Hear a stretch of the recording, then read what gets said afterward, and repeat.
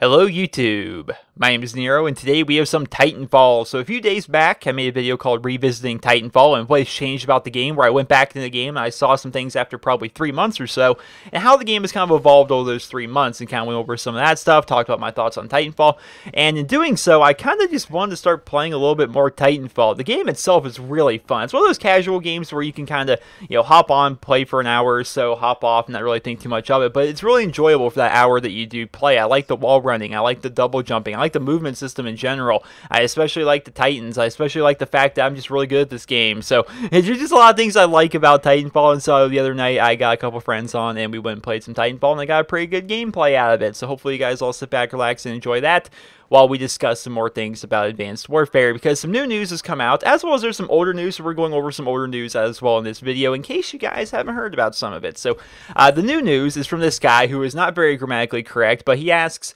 are there going to be prestige tokens like in Black Ops 2?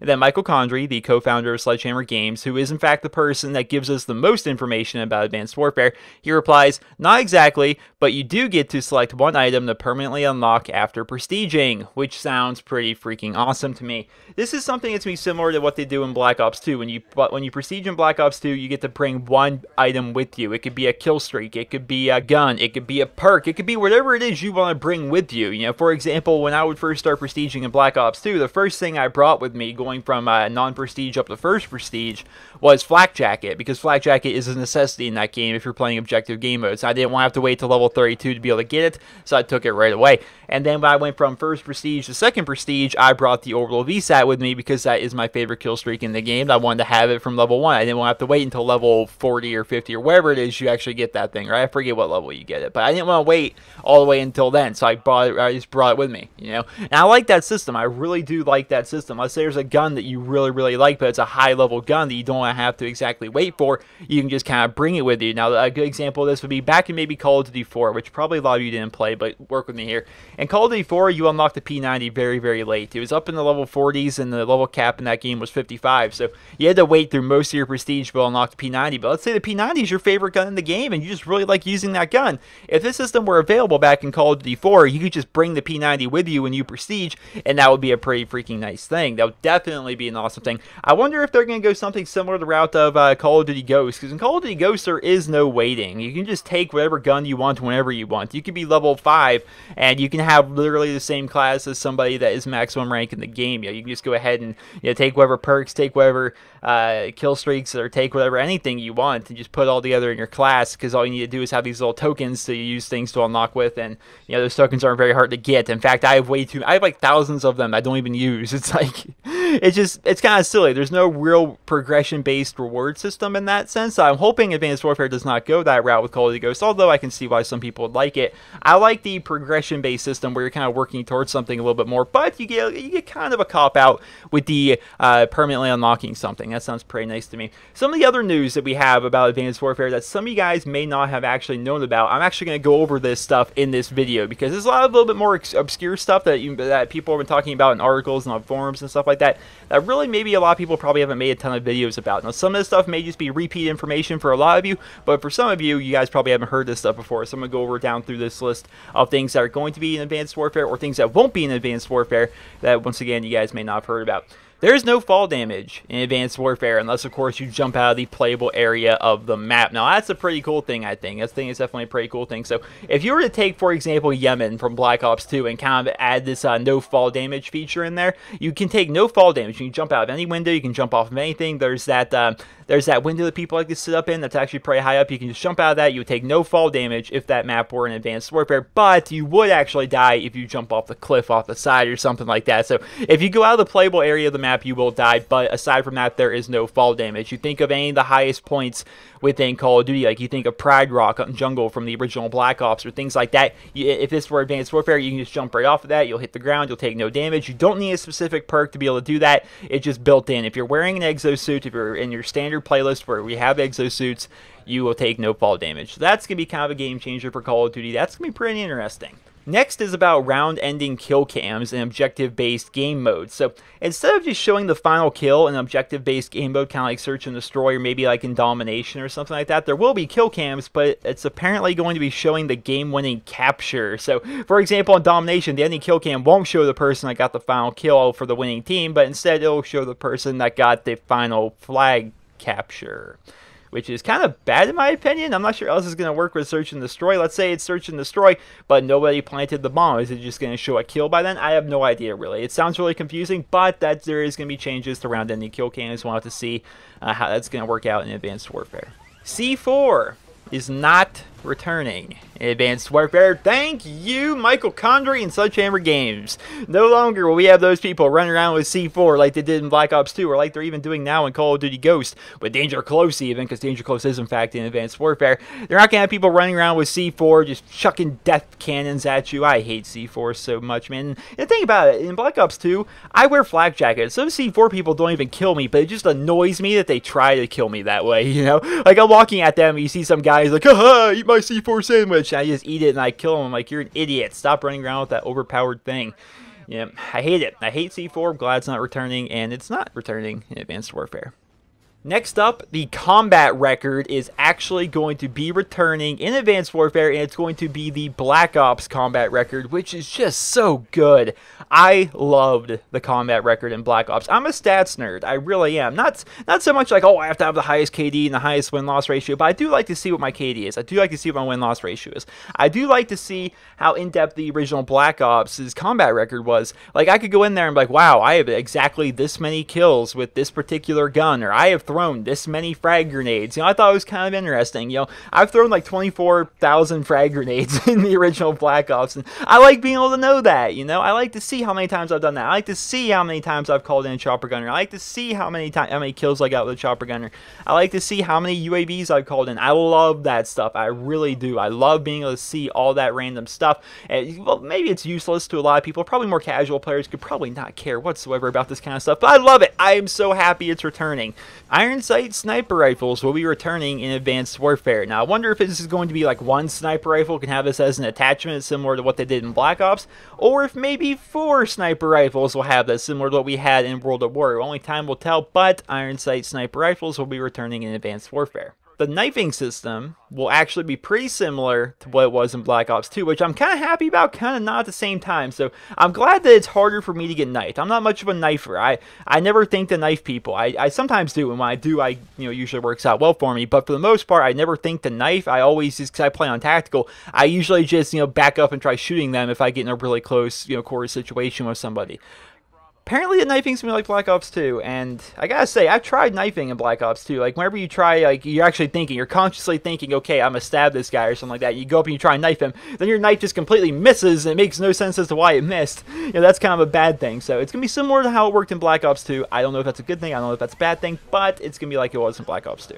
Sledgehammer Games is actually aiming to have the time to kill closer to Black Ops 2 style rather than the Call of Duty Ghost style, which I think is a pretty good thing. I like the time to kill more in Black Ops 2. It took a lot longer, it required more gun skill. It required you to kind of stay on target a bit more, whereas in Call of Duty Ghost you melt so quickly, no matter what it is you die from, it feels like you got sniped, and that's really, really obnoxious to me. So I'm glad it's closer to Black Ops 2. It's not going to be exactly like Black Ops 2 from what we've seen from the videos, what we've seen from gameplay trailers and things like that. We've seen that the time to kill is still pretty quick, but it's definitely not as fast as it was in Call of Duty Ghost, which I would say is a good thing. Multi-team game modes, like what we saw in Black Ops 2, where we had multi-team deathmatch and multi-team hardpoint and multi-team kill confirm, things like that. They will not be in Advanced Warfare, but they specifically said they won't be in Advanced Warfare on November 4th. So Michael Condrey there is kind of hinting that they might return within later updates, similar to what Call of Duty Ghost did, similar to what Black Ops 2 did. They kind of periodically add game modes to the game as the year goes on to kind of keep the game fresh, and one would assume by that hint that multi-team is going to be returning in Advanced Warfare at a later date. Are you worried about the exoskeletons and all the crazy new movement mechanics within Advanced Warfare? Well, kind of a cool thing for you guys, there's going to be a classic playlist, which will feature Team Deathmatch and Domination, and nobody there will have exoskeletons. So let's say you start playing Advanced Warfare, you really don't like the new movement system, you don't like the no-fall damage, you don't like all the things with the new exosuits or things like that.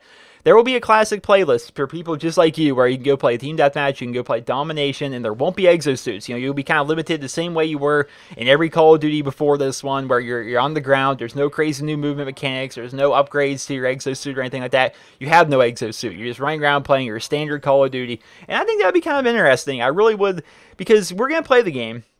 And I'm definitely going to play the standard playlist. I want to play with the exosuits. I want to play with the new movement abilities and things like that. I want to definitely check that stuff out. But I think like maybe after a month or so, it's like, okay, I've gotten a feel for Advanced Warfare. I know how this game plays. I'm used to the movement mechanics. I've seen just about all there is to see with the movement mechanics.